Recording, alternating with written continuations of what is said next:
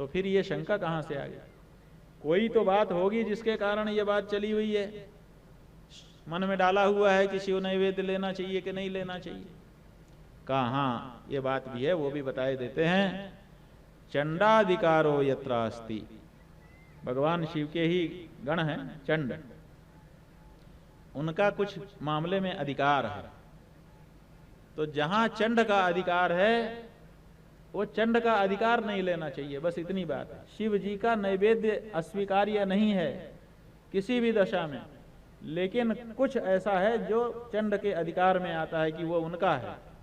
तो चंड का सामान आप लेंगे तो वो तो वर्जित रहेगा ही। जिस पे चंड का अधिकार है उसको हम क्यों लेंगे?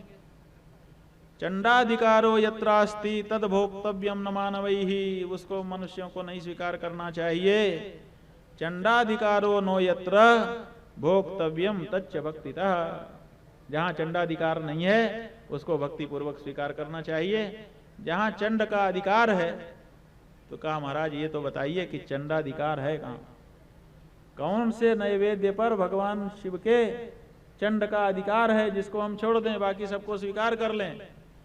तो बताया लिंगोपरिचय द्रव्यम तदग्राह्यम मुनीश्वराः, भगवान शिव के लिंग के ऊपर कुछ चीज चढ़ा दी जाती है कभी कभी, तो जो भगवान शिव के ऊपर चढ़ा दिया वो चंड का अधिकार होता है, उसको अपने को लेना नहीं है। लेकिन भगवान शिव के सामने नैवेद्य की थाली रख करके जो भोग लगाया गया वो स्वीकार है।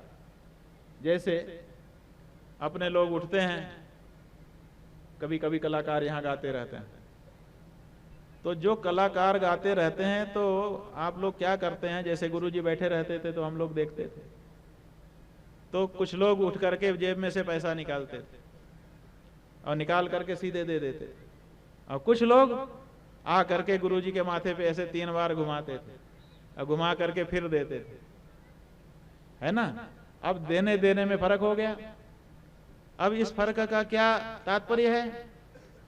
वो जो सीधे दे दिया वो तो पुरस्कार है कि भाई ये आपकी कला से प्रसन्न होकर के आपको पुरस्कार स्वरूप हम प्रदान कर रहे हैं आपकी कला के प्रशंसा में, वो उसका फल अलग होगा आपके घर में जाकर के।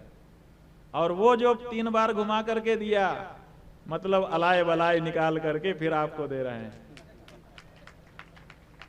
जिसके माथे पर घुमाया, भावना यह है कि इसकी जो अलाय बलाय हो निकल जाए और चली जाए इसी पैसे के साथ। तो अलाय बलाय निकाल करके जब दिया, फिर उस पैसे को आप लेकर के घर में जाएंगे तो उसका अर्थ अलग होगा।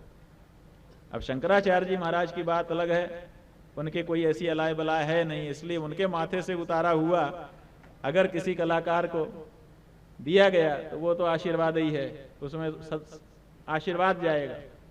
लेकिन ऐसा केवल उनके साथ नहीं होता है, बहुत जगह पे होता है। तो जब माथे से घुमा करके दिया जाता है तो उसका अलग अर्थ हो जाता है। ऐसे ही जो भोग भगवान के सामने थाली में रख करके लगाया वो तो भगवान का नैवेद्य हो गया, और वो जो उनके ऊपर ले जाके चढ़ा दिया वो जब उतरेगा तो उनकी अलाय बलाय लेकर के उतरेगा, उसको पचाना सबके बस की बात नहीं है। इसलिए उसमें सबका अधिकार समाप्त करके चंड का अधिकार कर दिया कि भाई तुम ही विशेष सेवक हो, तुम ही पचा सकते हो, दूसरा कोई पचा नहीं सकेगा। इसलिए चंडाधिकार वाला जो नैवेद्य है, निर्माल्य है, भगवान शिव के ऊपर जो चढ़ गया, कई लोग फल फूल ले जाके ऊपर ही रख देते हैं चढ़ाते समय, वो अग्राह्य है। एक तो ये बात, और दूसरे ये भी बताया गया है कि वो जो चंडाधिकार वाला है वो भी तब शुद्ध हो जाता है जब भगवान शिव की पिंडी के साथ साथ शालिग्राम शिला भी रखी हो। अगर केवल शिवलिंग है तभी वो चंड का अधिकार बनता है। अगर वहां दूसरे देवताओं की भी मूर्ति है, विशेष करके शालिग्राम जी की शिला है, तो फिर उसमें चंड का कोई अधिकार नहीं होगा, बल्कि वो शुद्ध हो जाएगा, उसका प्रसाद भी सब लोग स्वीकार कर सकते हैं। इसीलिए हमारे यहाँ सदगृहस्थों के घर में पंचायतन पूजा होती है, किसी एक देवता की पूजा होती ही नहीं। जब पंचायतन पूजा होती है तो उसमें शालिग्राम भगवान भी होते ही हैं, विष्णु भगवान होते हैं। तो वहां पर ऐसा कोई दोष किसी को नहीं लगता है। ये कुछ बातें ऐसी हैं जो शिव पूजा के लिए आवश्यक होने से आपके सामने रखी गई। बहुत सारा कथानक है, बहुत सारा उपदेश है, दोनों को मिला करके हम लोगों को बताना है।